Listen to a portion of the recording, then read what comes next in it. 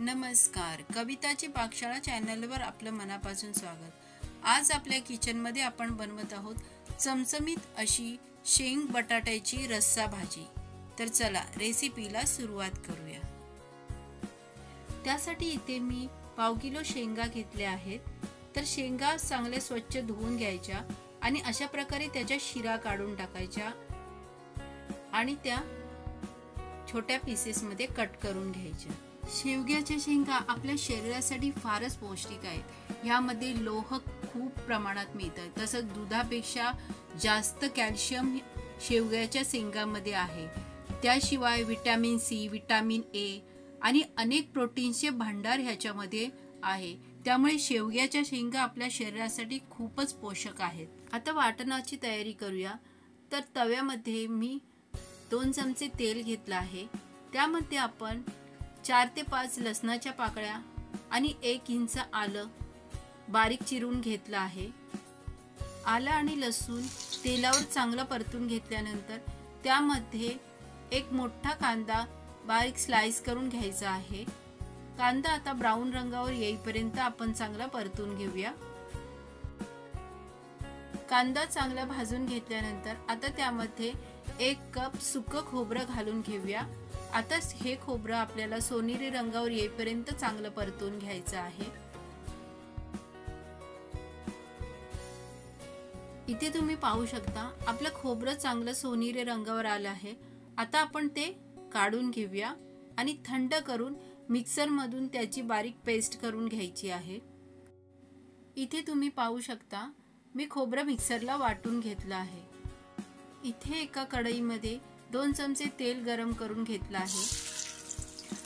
तेल चांगलं गरम झाल्यानंतर त्यामध्ये 1 कांदा उभा चिरून आपल्याला घालून घ्यायचा आहे।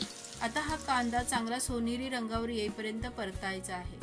तर इथे कांदा सोनेरी रंगावर परतून झाल्यानंतर त्यामध्ये 1 चमचा लाल मिरचीची पावडर, 1 चमचा गरम मसाला, 1 चमचा धने जिरे पावडर, 1 चमचा किचन किंग मसाला आणि थोडीशी हळद घालून घेऊया। आता हे मसाले आपल्याला तेलामध्ये चांगले परतून घ्यायचे आहेत। साधारण मिनिटभर मसाले चांगले परतल्यानंतर आता त्यामध्ये 1 मोठा टोमॅटो बारीक चिरून घ्यायचा आहे। आता हा टोमॅटो आपल्याला सॉफ्ट होईपर्यंत शिजवून घ्यायचा आहे। त्यासाठी आपण ह्यामध्ये थोडंसं मीठ घालून घेऊया। त्यामुळे टोमॅटो लवकर शिजायला मदत होईल।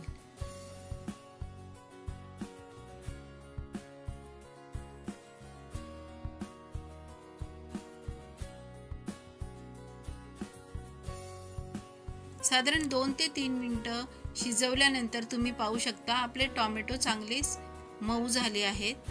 आता ह्यामध्ये आपण बनवलेलं कांदा आणि खोबऱ्याचं वाटण घालून घेऊया आणि ते तेलामध्ये चांगलं परतून घेऊया।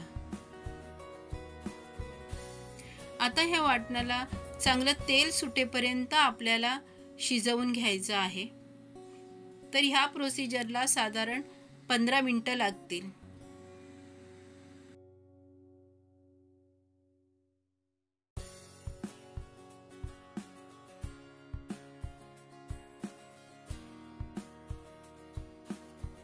साधारण 15 मिनिटांनंतर तुम्ही पाहू शकता आपल्या ग्रेव्हीला चांगलं तेल सुटलं आहे। आता ह्या स्टेजला आपण कट केलेल्या शेंगा आणि मी 2 मध्यम आकाराचे बटाटे ह्यामध्ये कापून घातले आहेत।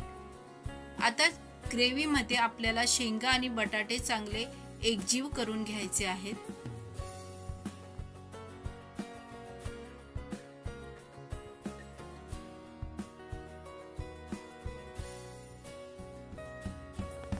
शेंग बटाटा ग्रेव्हीमध्ये चांगले एकजीव झाल्यानंतर त्यामध्ये आपण 1 ग्लास गरम पाणी घालून घेऊया आणि झाकण लावून त्याला 10 मिनिटं शिजवून घेऊया।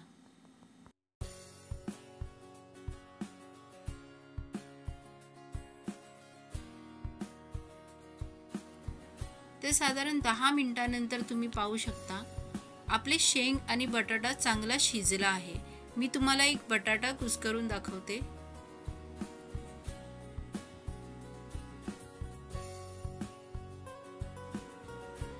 तर तुम्ही पाहू शकता आपला बटाटा चांगला शिजला आहे। आता ह्याला वरून थोडीशी कसुरी मेथी घालून घेऊया आणि पुन्हा एकदा सर्व भाजी एकजीव करून घेऊया। तर इथे तुम्ही पाहू शकता किती झटपट आपली शेंग बटाटा रस्सा भाजी तयार झाली आहे। आता गरमागरम सर्व करूया। तुम्ही ही रेसिपी ट्राय करा। तुम्हाला ही रेसिपी कशी वाटली हे कमेंट करून नक्की सांगा। आवडली असेल तर लाईक करा, शेअर करा आणि अशाच नवनवीन रेसिपींसाठी कविताची पाकशाळा चॅनलला सबस्क्राईब करा।